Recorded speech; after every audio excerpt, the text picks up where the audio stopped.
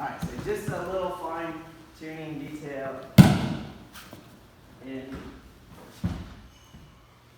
this part on this idimi. The knee drops with the elbow going down, so with the hand dropping, so the shoulder goes down. That way you have a homolateral conditioning of your organization. You see? So foot, knee, elbow, shoulder, all that goes down at the same time. Got it? And it's not, you don't want to be square at this point in the idimi. You're parallel to his spine. Okay? You're here. And we'll face this way. Okay? So the last step.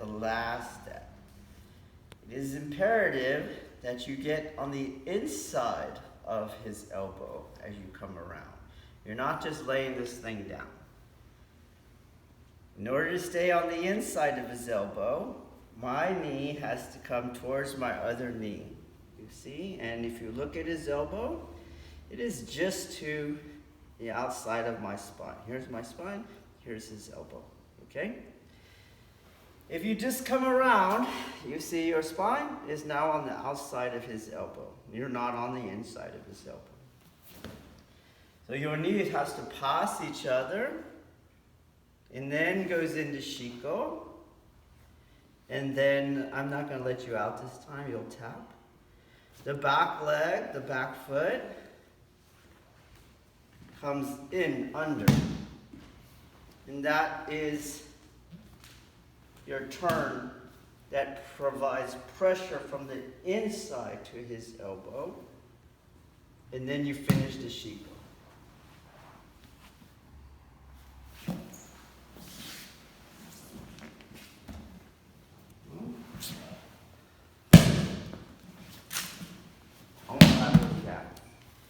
Parallel to his spine. Knee together. Now your center's on the inside of his elbow. Step up. And you have this trap here. Okay? So use that as a benchmark. Then the back foot swings in. I'm not going to let you go. Right. Back foot swings in. And that completes your turn. I'll let you go now. Don't move more than I'm moving you, though. Okay, don't run away from the technique. I go in, slide it down the leg. That'll end with his hand, even with his head. That's another benchmark you can use. This is incorrect. You did not rotate your person enough. Okay? All right. Let's try it again. So remember, Kihon Waza is just a series of connected micro drills, okay? It's not one long narrative. It just appears that way because really out of a lack of experience or knowledge is you can't see all the little pieces. You just see this one long thing, okay? And when you cut to the end, for example, you cut to the end, I'm here like this, you're going like this kind of stuff. It's like you left out some key pieces, okay? So I'm going to try to motivate you with these key pieces, okay? As I come around, and I'm here like this hand cannot be going forward. This hand cannot be going forward because then his elbow is not under my control. Do you see that? So if you bring this off your body, you're almost sure to have it forward, and then you get this thing. Okay? This hand is going this way. This way. Do you understand? Okay, so here you learn another lock, which here you don't. So here on my body, I have my other lock. And so this hand is going this way. You see that?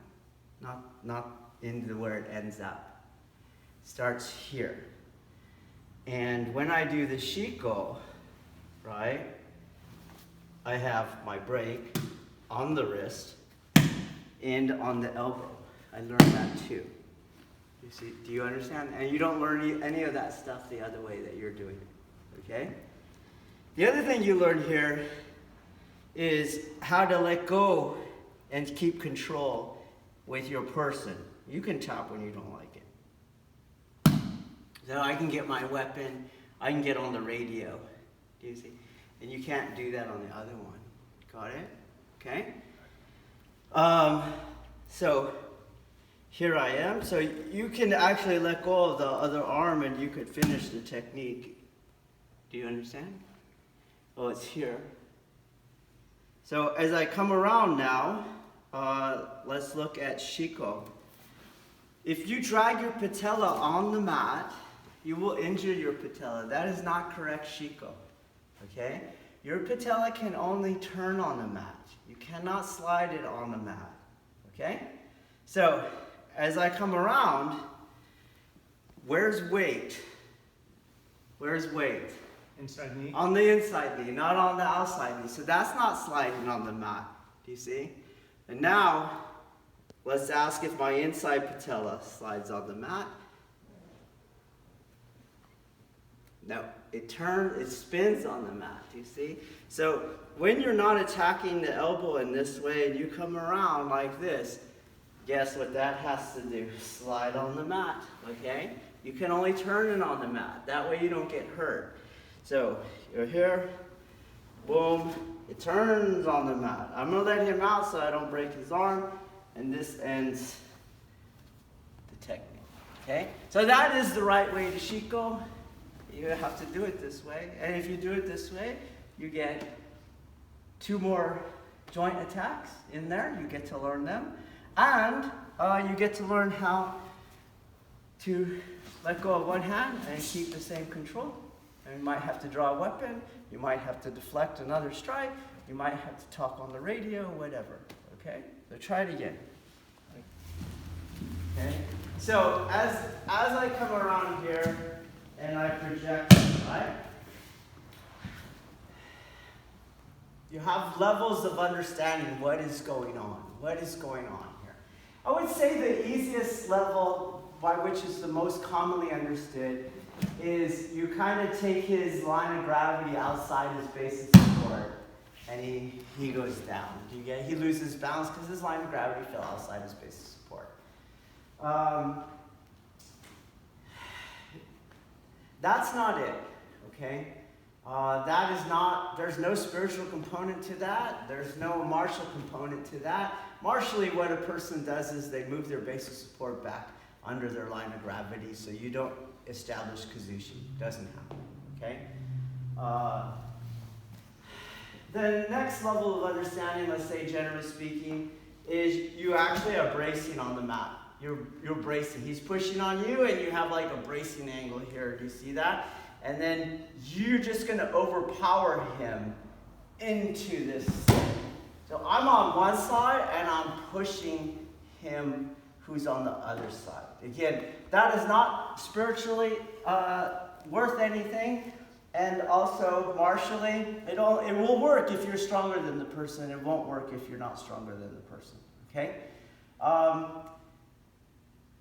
What's actually going on is his energy that we say comes down onto the ground vector. That's what the last person I said, does not understand. They think that's bracing, okay? His energy is passing through me. You can just imagine like a ghost or something passes through you. You know, you've seen that in the movies, goes through you, you go, whoa, okay? It's like that. That's what comes to the ground. And that does not pass through the ground. It bounces back through me again, and it goes back into him, okay? When I enter, his energy is still going through me. It's not me pushing him out of the way. It's me becoming yin, and his energy goes through me, okay? So I'll show you what I mean. Okay, so as I come around here like this, and he's gonna push on me, okay? And if I brace and push this, I think let's see how strong you are. Holy, okay. You can stand up now, okay? And he's gonna push. And the only way I could do this is his energy is going through me. you can do two hands, you can push, okay? He's gonna push, and I am just gonna continually let that energy go through me, okay? So when I walk, I don't start pushing it. It stays through me, and I just walk. So if he comes around, and you can have, so we do the technique, right? And he comes around, and again, he's pushing. Holy right away I'm gonna lose because they're stronger than me. As I said, if they were stronger than me, I can't do the technique. Do you understand? Okay, so he pushes, that energy is passing through me. That is why my knees are not having their patella shifted on the mat, okay? My knees are not doing anything. My knees are not doing anything. They're not doing anything, okay? So he's pushing, Roni can come and push, and he's pushing. My knees are not doing anything, nor is my extended arm. My extended arm is not doing anything, okay? And you can come up and walk. I'm not saying it's easy to understand. It's easy to understand the other two models because they speak to our ego tripartite. This does not speak to our ego tripartite. But if we say that's energy, it would be weird that energy would stop at my skin. That is a stranger idea if you think about it, okay? Energy passes through us all the time, all right? So, this happens too in ground fighting. He's down, we'll be this way, and I'm in the mount, and he's trying all his escapes, and I'm trying my pressure game, and the beginner will brace with their patellas on the mat, and it starts, move your hand, it starts, move your leg, it starts rolling it like this. And the beginners are like, oh, my knees are all jacked up, because you're bracing on it, you're bracing on your patella, and you know what? You don't brace on patella, okay? So instead, as he's moving, I'm moving with him. That's how I'm doing these things. I'm moving with him. I'm not going to brace and fight against him, okay? So right now, when you first start, it's very difficult, if not impossible, it is impossible, to not brace on the patella, and then the patella is going to do that. It gets sore, and it's going to hurt, okay? But as you saw, I'm not using my patella. I'm not pushing through him. I'm not pushing through him.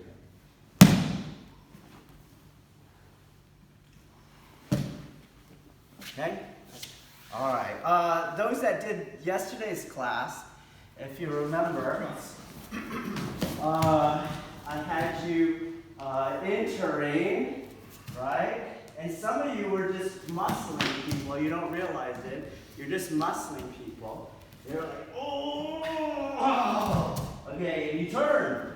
And that's why I had you drop your hand, because in a relaxed fashion, right? So in a relaxed fashion, what did you see?